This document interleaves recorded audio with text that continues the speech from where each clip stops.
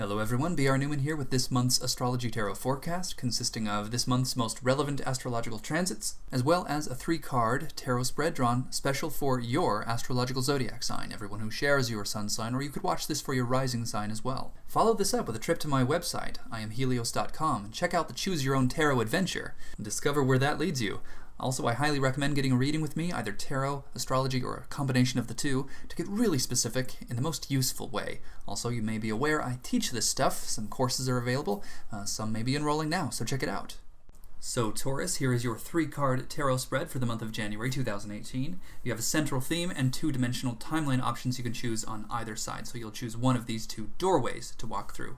And the idea, of course, is to take the doorway that is the best match for what you truly want to create for your life.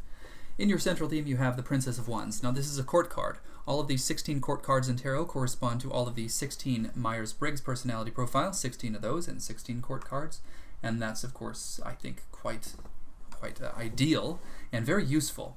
So this Princess of Wands corresponds directly with the INTP, or the Introverted Intuitive Thinking Perceiver. This is someone who loves problem solving, thinks of it like a game, doesn't really see things very pessimistically, doesn't get bogged down. So this is also somebody who needs people to be competent, needs people to be on the same page. You know, somebody who can think of many possible ways things could go, you know, and can run the simulations, you know, in her mind, his or her. It could be a male or a female.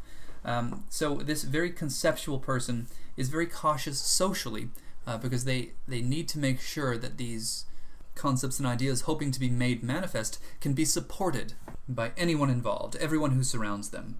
So the INTP naturally challenges other people to think, partially because that's what they love to do, and partially as a means of weeding out those who cannot think properly or those who cannot keep up. So this personality profile as your central theme is likely the greatest means, the most efficient means through which you can achieve the best aspects of whatever dimensional timeline you choose. So this is an aspect of yourself that is being beckoned forward, or perhaps you're already stepping into this personality profile, in which case you'll see the nature of these 2-dimensional timelines quite clearly. On the left side, you have the Death card, Major Arcana card. Now this deals with the whole process of death and rebirth and transformation and all of that, and it's very rarely a comfortable card to experience. And so it involves the old, outdated system crumbling away, giving rise to something new, giving rise to the potential to build something new that's much more in line with who you truly are. It's similar to the Tower card in a way. It involves a similar process through which there is the experience of the Tower of Falsities crumbling so you can build another one. Well, in this case, the Death card is all about something old dying so that something new can be reborn. This is a necessary process, inseparable from life itself. And it doesn't have to be entirely unpleasant. In fact, if you embrace it and accept it and start consciously activating it now, by carefully examining your life and figuring out exactly what is outdated, what needs to go, and then start making that happen so as to consciously direct the nature of this manifestation, the way in which it unfolds. If you don't do it consciously, say in the hypothetical scenario in which the Death card needs to happen, if you don't accept it and embrace it, then the dead mechanism of the universe takes over, without any conscious consideration for your feelings, and just simply makes it happen, takes something away, crumbles the old right before your eyes, whether or not you are on board. So the idea here is to make it intentional, make it deliberate, get on board, and start making some changes. Make the decision about what the changes are going to be, and then the decision won't have to be made for you. But this is not necessarily a case in which this is in need of happening. You do have another option. You have the 2 of Discs. All 2s in tarot are associated with a particular sphere on the tree of life called Chokmah. Now this is wisdom. This is the first power of conscious intellect within creation, and it's associated with the right hemisphere of the brain. So imagination, contemplation of what might happen without, with little consideration for the details of how it needs to happen. So this is liberated creativity in terms of contemplation of what is possible. So, and as manifest through Earth in this case, this is initiated change. So making change occur deliberately, and that's precisely what I've just talked about, considering the hypothetical scenario in which the Death card is going to happen. So we have that mapped out here. The way to avoid that is, of course, to initiate change. The whole the process of consciously directing the Death card is laid out here before you. And that's precisely what you need to do. Decide what needs to change, and then change it. Make a conscious effort. Demonstrate to yourself and to the universe that you are embracing this time of change. And of course, the way to most clearly see the situation is to most fully embrace your central theme, the Princess of Wands, the INTP. And I would think she might find this rather fun, like making a game of cleaning house. And also consider doing as she might do, and pose, perhaps complex hypothetical questions to people. Challenge them to think. Present ideas that you're facing in new and creative ways to get different vantage points. So talk to people. Pick their brains, and you'll find that you're picking your own brain. Apparently doing so will provide just the right kinds of insights that will allow you to consciously navigate the astrological forces that are at play this month, and also the potential here outlined by the Death card. To consciously navigate that is truly wise. You don't want such massively transformative power to arise randomly. So this reading I gave you here sets the stage. To take this further, go to my website, IamHelios.com, and take the Choose Your Own Tarot adventure. With the context defined by this tarot spread in mind, this will take you through a much more elaborate tarot reading, and ultimately a fate card, and a very specific frequency that will help you bring out the best aspects of this fate card. That should be fun. For the most useful specifics possible, of course, contact me for a reading. So let's dive right into the good stuff. You might want to write down some of these dates. January 1st through the 2nd is the full moon. Now this is happening in Cancer at 11 degrees. This means completion, this means fullness, and in Cancer this concerns the home, family, compassion, and through these forces it can align you with your most authentic self. And then also on the 2nd you'll have Sun in Capricorn sextile Neptune in Pisces. This increases intuition, and it might actually send some insight through dream time. On January 3rd, you'll have Venus sextile Neptune in Pisces, and this might bring some romantic possibilities, so look out for that. When you combine the influences of Venus in Capricorn with Neptune in Pisces, you get this vast grasp on what is possible concerning matters of romantic fulfillment or sensual satisfaction being made manifest in a very tangible and practical way, so you might see this materialize before you as opportunities. So again, look out for that.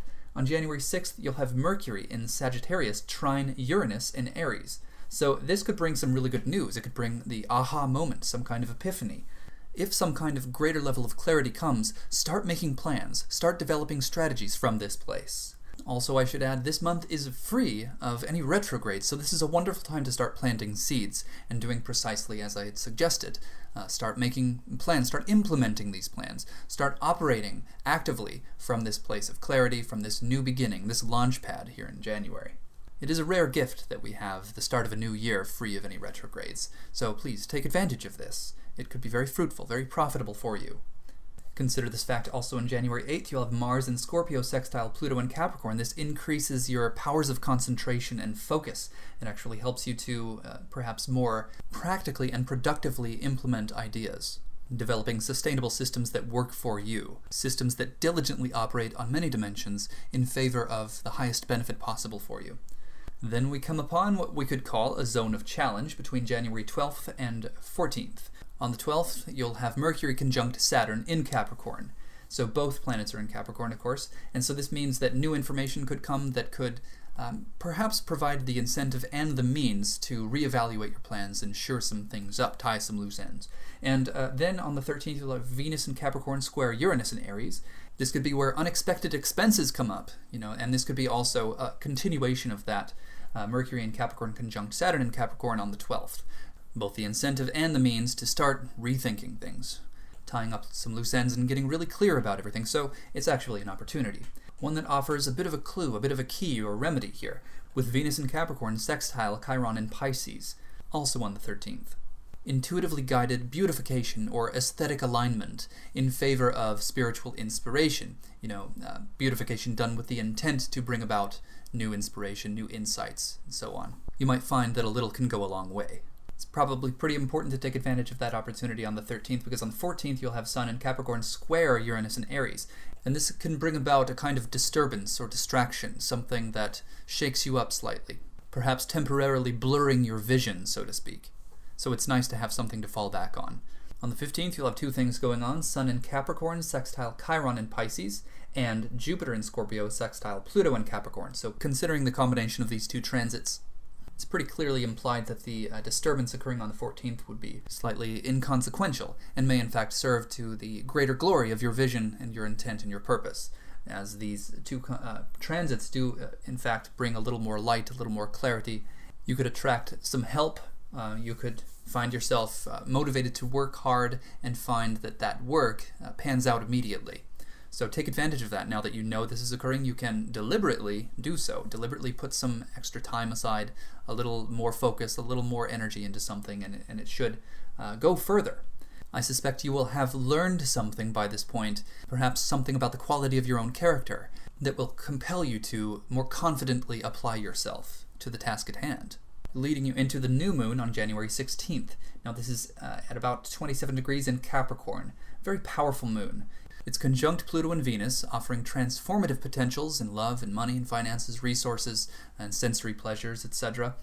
It's sextile Jupiter, which just brings it all to the nth degree, makes it more possible, more expansive. It's sextile Mars, bringing greater focus, attention, action, a tendency to do rather than to not do, to act rather than not act, and make something profitable, make something work, see something through rather than passively observe or drift by. Sextile Chiron, which may compel someone to help you, to lend their hand to your cause. But lastly, it is also square Uranus, which brings about something completely unpredictable, a kind of wild card, some element of this, some edge to this new moon that you will not be able to foresee. But this may actually be to the benefit of the rest of the transits, considering how powerful they are, how numerous they are.